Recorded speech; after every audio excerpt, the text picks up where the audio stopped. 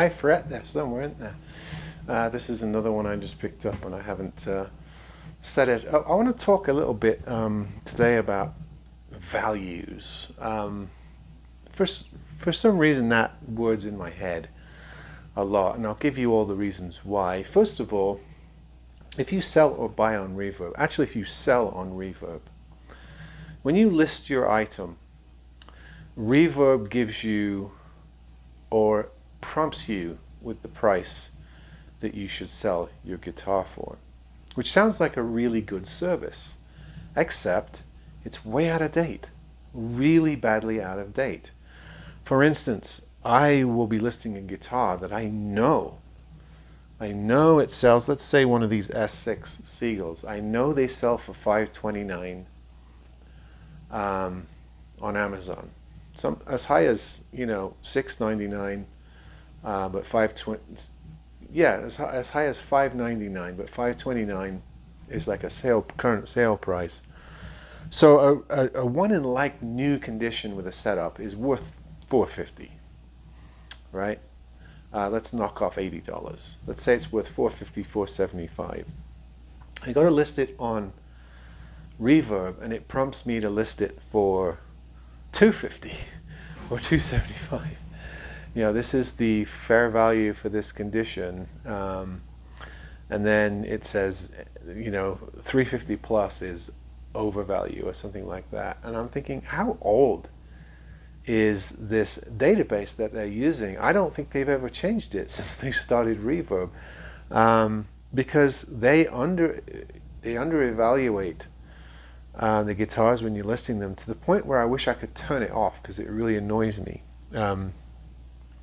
Unless they purposely undervalue guitars so that people will list them cheaper and it will create, a higher volume of sales. Maybe that's the reason why they do that. But be careful if you're listing on that site. When it prompts the prices to you, go check them. Do a Google search on the model and see what they're selling for new and see what they're selling for used.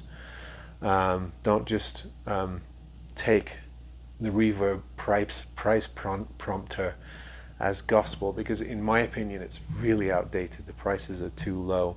So that's one reason why price is on my mind and values on my mind. Another reason is this is the month for low bowlers. We've talked about this before, but I've had like 4 in a row. I mean really, really less than half price low ball offers. I'm talking about a guitar that's well worth $450, $500. I think the one that I got the offer for is the Yamaha L6, which is well worth $450, $500. And I think somebody offered me like $200 for it.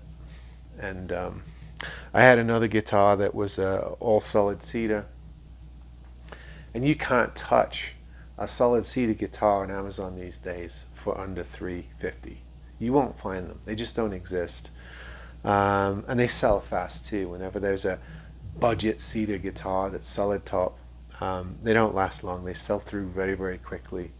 So I had these solid cedar guitars that I was selling for, I think, $160, $180 or something like that, which is as good of a cedar top bargain as you're going to find, right? And I think somebody offered me $100 for the guitar.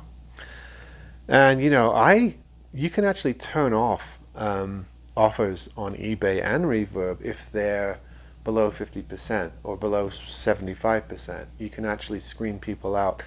I let them all come through, not because I like being offended, and I'm not really offended, because I like to keep my finger on the pulse of the market. I like to see any bid that comes in, even if it's derisory, if it's insulting, if it's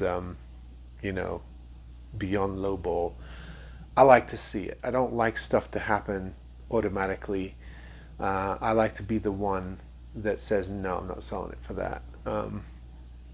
It's just me. I know a lot of sellers don't want to be bothered with that. If somebody's offering a price below 50% of the listing price, it'll just screen it out and send an automatic refusal to that person. I like them to come through to me, but I sometimes try to philosophize about what's going on when somebody offers $100 for a guitar that's easily worth treble that? What is the machinations of the brain there? And there are a number of things that could be happening. Number one, chances. We've talked about chances before. Just throw a bid out there and see what happens. The guy might be desperate. The seller might have to be paying his bills or his rent or his mother's hospital bills, his wife's dental, bill. You never know if somebody's desperate, and you just throw in a low ball and they just go, you know what, I need the cash, I better sell this even though it's worth more. So you get people that just do that out of habit. They just chance the situation. It doesn't work with me because I don't let guitars go for a fraction of their worth. There's no point doing this if I did that. But there are those types. Then there are the people that are absolutely flat out ignorant and don't do any research. They're thinking, I've got $100 in my pocket. That guitar looks nice. I'll see if he'll take $100. What they don't realize is that $100 barely buys you a laminate, plywood, basswood even guitar today. Even on the used market, solid top guitars are now at the cheaper end, inching up towards the 200 mark. And when I started this channel, you could buy, a variation of solid top guitars around 120, 140. But it's becoming less and less. Solid top guitars are now usually 200 plus, and guitars that you see offered new on Amazon and other places in the 100, 120, 140 are almost always all laminate guitars. And then there are the people that are thinking, well, it's used, so it's probably worth a lot less than the guy's asking for it. Everybody thinks their stuff is worth more than it is. It's a used guitar. He wants $300 or $250 for it. Let's just say it's only worth half that. Let's offer him $125. So you get that mentality as well. And with a lot of sellers, I could see that mentality having a bit of credence. There are a lot of eBay sellers who sell poor quality, poor condition guitars. They don't fix them. They don't set them up. I buy them, and I'm sometimes appalled by the stuff I pull out of the boxes. So not all eBay sellers are like me. They're not trying to sell a product that's ready to go, that's set up, that plays well. They're just selling stuff, and they might not even know how to work on guitars. They may not even sell guitars as a practice. They might just happen to run into one or two of them and sell them off. So yeah, I can see it with some sellers, their guitars are worth a lot less than they're asking for. Maybe they did a Google search. Oh, this guitar normally sells new for $350. I'll list it at $329, and it'll be beat to shit, and it'll have, lacquer cracks and fissures, and things will be peeling up, and tuners won't work, and things like that. And then it's not worth nearly as much. So I understand why some people bid low for used stuff, but the thing is with my instruments, they're exquisitely listed. They're explained down to the tiniest detail. The condition is outlined in all my descriptions. I take pictures of every part of the guitar. It's very clear from the description and the pictures that I'm offering a guitar that's basically new, or like new, or in excellent condition. I've just taken the tags off to do a setup, and therefore I don't sell it as new anymore. I sell it as like new.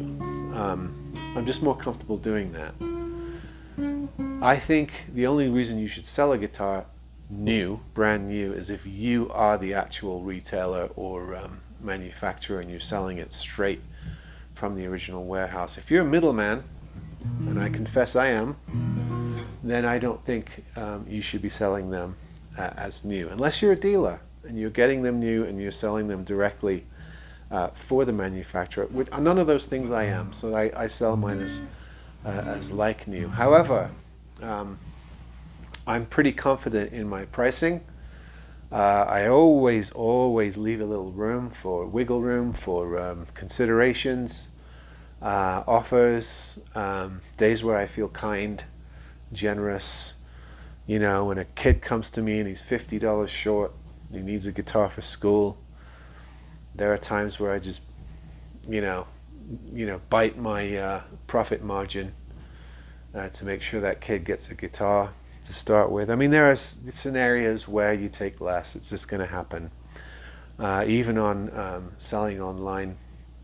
However, I always marvel at the sheer arrogance of people that offer you, a third to a half of the value of a guitar.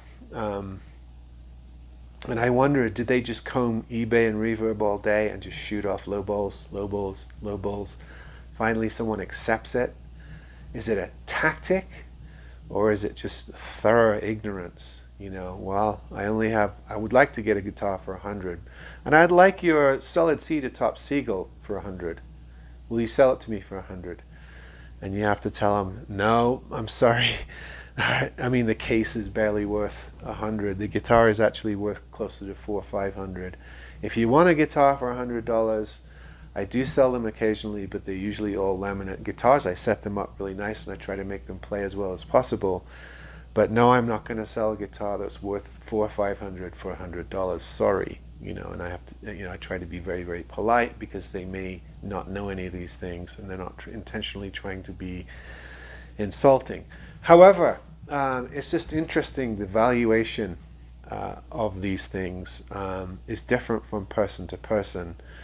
There are some people that if they can't go and play the guitar, try it out like in a shop, and they have to buy it online, then they automatically want to pay a lot less than it's worth because of the risk involved in buying online. However, that's not really an excuse either, because with eBay and Reverb, they have fantastic return policies to where the buyer is always favored in any dispute. So there is little risk to buying online, really. I mean, the worst that happens is you get the box, you pull the guitar out, you're disappointed, it's not what you thought it was, you put it back in the box, and you hit the seller up for a return, whether it's an eBay seller or Amazon itself. Returning stuff is easy these days, so it's not really an excuse. I'm always baffled by when you go on Amazon, you read the reviews, and people are like, yeah, I bought this guitar, it's terrible, I hate it, now I'm stuck with it, I guess I'll have to use it as firewood. Well, if you bought the guitar, just return it, get your money back, get another one. No one's forcing you to keep it. If you're keeping something that is easy to return, that's your stupid fault, not the seller or the manufacturers. I mean, I can't think of anything more easy than returning Amazon purchases. It's so simple. Even eBay and Reverb purchases, as much as sellers might put up a front about being non-returnable, as soon as you log that complaint or submit a return request, it's done. eBay's going to rule in your favor. They have to take that back. They have to send you a call tag. There's no risk at all in buying online from the major sites. You can always send stuff back. You can always get replacements. You can get your money back. But there's that mentality, there's that stigma of buying used and sight unseen, to where people want to pay a lot less. And my advice to them is, well, if that means so much to you, then just go to a shop, spend the hour playing the guitar that you want, find the guitar that you want, and buy it. That's easily remedied. If you don't want to buy sight unseen, then don't. Buy something that you've sat and played. Just don't do it to a Craigslist seller, for God's sake. I've had people come in, sit and play a guitar for 2 hours, waste my time, and then say, oh yeah, I'm just going to wait. I'm going to try a few more out. And I'm like, do I look like Guitar Center to you? Does this look like a retail shop to you? This is somebody's house. This is somebody who took 2 hours off their work schedule. And you tried out a guitar and you couldn't figure out if you wanted it or not in 2 hours. Anyway, I am babbling. I'm going from one thing to another on this. I better stop. We're at 15 minutes, so I better stop. But anyway, how do you evaluate guitars or instruments? Do you do a Google search? Do you see what they're selling for on eBay? Do you look at the new price? the list price or the current sale price on sites like Amazon and then just take a percentage off for how old it is or the condition. Curious to see what your evaluation process might be. Put it in the comments below. I'm always intrigued to hear what you have to say. See you on the next one.